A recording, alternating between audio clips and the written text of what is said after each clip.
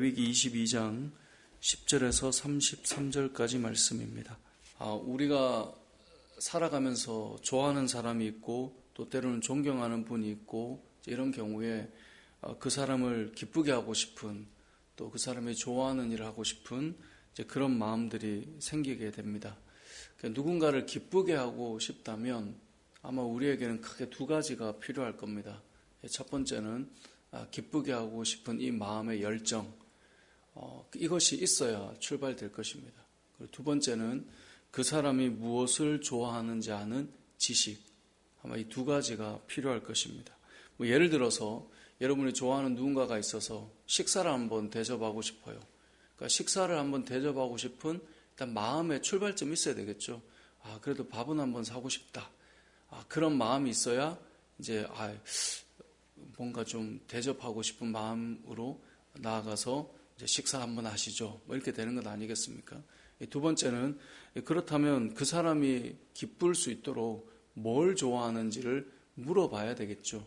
그러니까 내가 식사를 대접하고 싶은데 예를 들어 내가 먹고 싶은 걸 메뉴를 결정해요. 그 사람이 그 음식을 먹을 수 있는지 없는지도 잘 생각하지 않고 너무 식사를 대접하고 싶은데 이거 먹으러 갑시다. 이러면 그 사람이 뭐가 괜찮은지 잘 모르잖아요. 물론 대부분은 그렇게 하시죠 라고 하겠지만 그래도 그 사람이 정말 그 사람을 기쁘게 하고 싶다면 그 사람이 뭘 좋아하는지를 아는 지식도 필요할 겁니다. 그래서 누군가를 기쁘게 한다라고 하려면 기쁘게 하고 싶은 마음의 열정이 필요하고 두 번째는 그 사람이 무엇을 기뻐하는지를 살피고 그것을 아는 지식이 필요하다는 것입니다. 이게 인간관계에 되게 중요한 모습 아니겠습니까? 여러분들도 살면서 좋은 사람이 생기고 그러면 그 사람에게 뭔가를 하고 싶은 마음이 생기면 그 다음으로 필요한 것이 저 사람이 이걸 좋아하나? 이 생각이 들게 된다는 거죠. 선물을 하나 할 때도 마찬가지 아니겠습니까? 저도 선물을 할 때마다 늘 고민이 이걸 좋아할까? 이런 생각들을 늘 해보게 되는데 그런 것을 고려하지 않고 좋아하는 것과 좋아하지 않는 것 생각하지 않고 내가 좋아서 주는 건데 그냥 받으면 되지 라고 하는 것은 물론 그 마음까지는 되게 귀한데 그 상대방이 그것이 필요한지 좋은지를 고려하는 것까지가 되어야 그 사람이 기뻐할 수 있다라는 것을 생각할 수 있어야 된다는 거죠. 오늘 본문이 그렇습니다. 오늘 본문에 보면 계속 반복되는 단어가 있습니다. 그게 뭐냐면 여호와께서 기쁘게 받으심이 되도록 이 말입니다. 하나님께서 기쁘게 받으심이 되도록. 우리가 하나님을 너무나 사랑하는 마음이 있어서 하나님 앞에 예배를 드린다고 해봅시다. 오늘 구약의 이 단어로 보자면 제사를 드린다고 해봅시다. 이 말씀해 보니까 서원제물, 자원제물, 이 번제로 드린다라고 할 때 하나님께서 기쁘게 받으시도록 생각을 해보면 내가 하나님 앞에 드리는 것만 해도 대단한 거 아닌가? 그러면 받으시면 되지 뭘 이렇게 따져야 되나? 라고 생각할 수도 있지만 하나님이 정말 기쁘시게 받으시려면 하나님은 무엇을 기뻐하시는 것일까? 이것을 살피게 된다는 거예요. 그래서 우리가 계속 보는 내용이기 때문에 조금 관점을 달리해보면 하나님께서 기쁘게 받으심이 되도록 이렇게 해라. 19절을 보니까 기쁘게 받으심이 되도록 소나 양이나 염소에 흠없는 수컷으로 드려라. 우리의 마음에 요만큼 스크래치가 있다 해도 하나님 드리는 마음이 귀한데 그 정도는 받아주셔야죠 라고 우리 입장에 생각할 수도 있지만 하나님께서 기쁘게 받으시도록 어떤 것을 준비해야 되는가를 봐야 된다는 거예요. 21절에도 마찬가지입니다. 만일 누구든지 서원한 것을 갚으려 하고 자의로 예물을 드리려 하여, 여러분 서원은 누가 시작합니까? 내가 서원하겠습니다. 내가 자의로 스스로 이렇게 하겠습니다. 그 마음이 얼마나 귀합니까?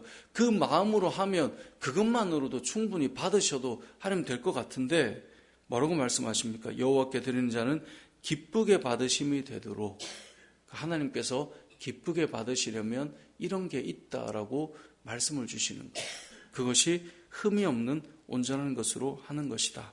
그러면서 너희는 이러한 것들을 드리지 말라라고 말해요.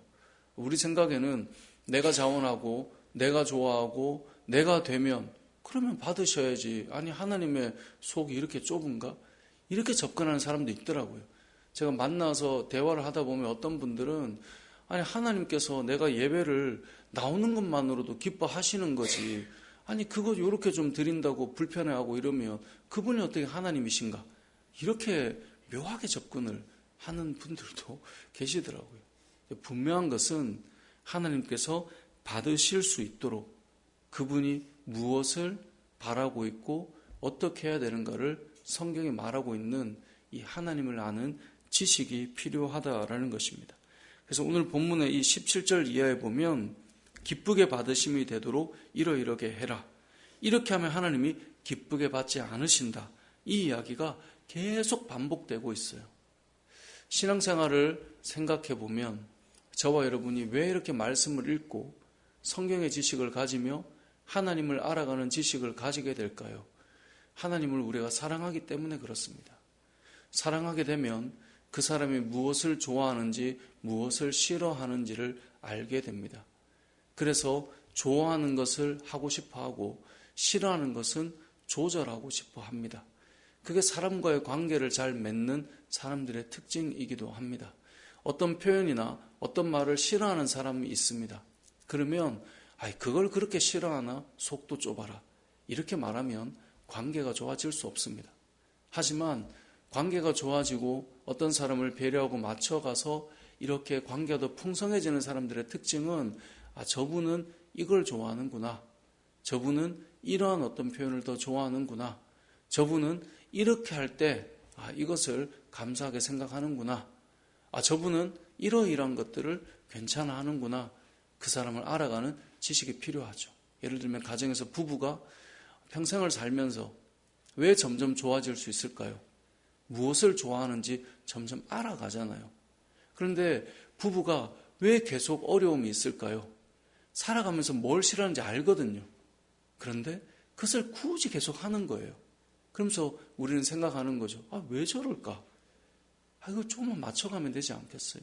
사람과의 관계도 그렇듯이 여러분 신앙생활도 마찬가지입니다. 성경은 우리가 읽어가다 보면 하나님이 무엇을 기뻐하시는지, 하나님께서 무엇을 그토록 싫어하시는지, 우리가 예배를 드릴 때 하나님은 어떤 예배를 받으시고 우리에게 은혜를 내리시는지, 우리가 어떻게 나아가는 것을 그토록 싫어하시는지, 이 부분을 성경은 잘 우리에게 알려주고 있습니다. 오늘 본문 말씀은 흠없는 것으로 드리고 심지어 내가 서원하고 내가 갚고 내가 자의로 나아간다 할지라도 하나님 앞에 이렇게 해야 한다라고 말씀하고 있어요. 여러분, 이것은 우리가 신앙의 생활과 또 사람과의 관계에도 마찬가지입니다. 내가 내 돈으로 하는 것이지만 그런 분도 있거든요. 내가 내 돈으로 하는데 내 마음대로 해야지 라고 하는 사람도 있지만, 내가 내 돈으로 하지만 그 사람이 무엇을 좋아하는지를 알아서 그것을 하는 것과 내 마음대로 하는 것은 같은 돈을 쓰지만 상대방의 마음이 어떻게 달라지는지를 우린 잘 알지 않습니까? 여러분들도 마찬가지 아닐까요? 누군가가 그 사람이 돈을 쓴다고 그 사람 마음대로 하면 내가 돈이 없어서 이렇게 해야 되나? 라고 생각하는 사람도 있을 거란 말이에요. 결국은 신앙생활을 우리가 생각해 볼 때 하나님이면 다 받아야 되고 하나님보다 내 열정이 더 중요하고, 이것은 신앙생활이 아닙니다. 내가 좋아서 하는 것이죠. 오늘 본문은 우리가 하나님을 기쁘시게 하기 위해서 두 가지가 필요하다는 것을 꼭 기억해야 합니다. 첫 번째는 내가 하나님을 기쁘시게 하는 그 마음의 열정. 두 번째는 하나님께서 무엇을 기뻐하시는가. 그러니까 오늘 본문은 이제 흠이 없는 것으로 나아가야 된다. 이것을 계속 말씀하시는데 그 이전에 하나님이 기뻐하시는 것이 무엇인가를 살피는 것. 이것이 바른 신앙생활을 하는데 우리가 꼭 기억해야 될 것이고, 그래서 하나님을 아는 지식이 여러분 풍성했으면 좋겠고요. 사람과의 관계에서도 사람을 알아가는 지식이 풍성하여서 좋은 관계를 만들어갈 수 있는 저와 여러분의 삶이 되시길 주님의 이름으로 축복합니다. 아멘.